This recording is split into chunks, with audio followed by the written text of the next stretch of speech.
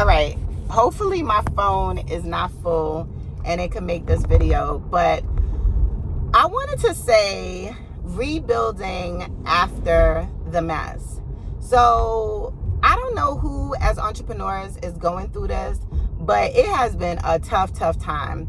I have went from a 6-figure income, I have went from having payroll, having employees, all of this stuff, to now damn near my account. I got an overdraft fee. I got, I'm making sure my car don't get repossessed. I went to the bank today to put, to move things around and try to sustain in this season.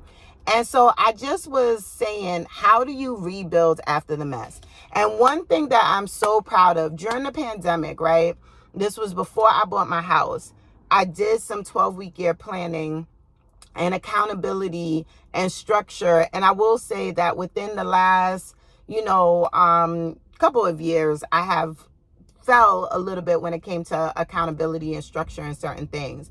But I think the beautiful thing, just like riding a bike, is that you are able to get back on the bike. And once you get back on, you know what to do. So as my credit is being jacked up with things being late and, stuff not being paid on time and all this other stuff, I'm I know what to do. So I'm all right, cool.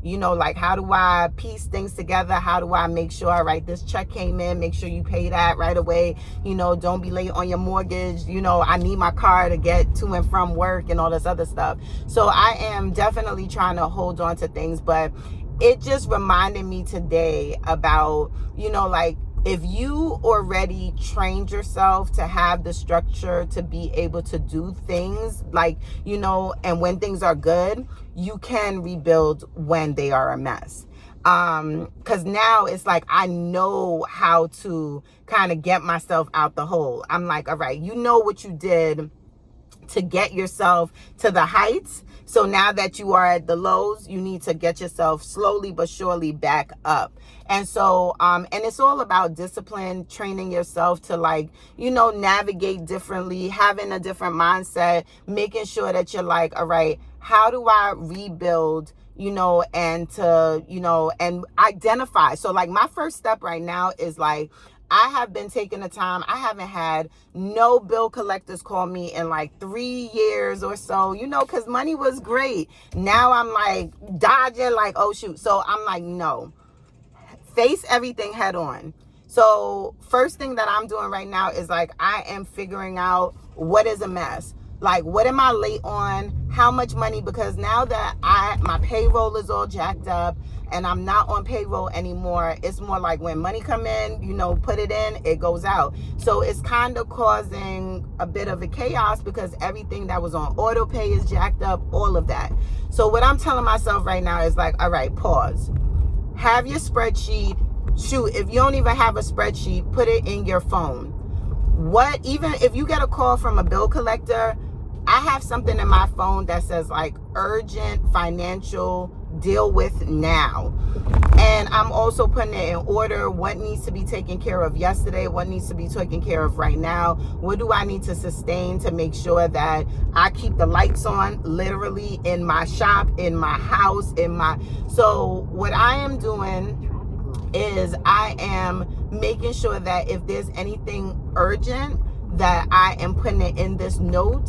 So even if you can't pay it, put down what the debt is, put down how much you need to pay and by when, if there's any type of, okay, it will ship from this, company to that company if you don't pay it by, so get all of that information, get the due date, see if there's anybody that will settle on anything. If not, just find out just know your debt, know what's going on, know what's financially a mess, and, at least be aware. And that's my first step.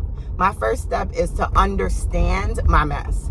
And so once I understand it, then I'm going to digest it, and then I'm going to figure out how to navigate, paying things, moving things around. And then I just know that as an entrepreneur, like, it is time, like, there's just several things that I've been building in the background, that I've been working on, that I've been trying to shift.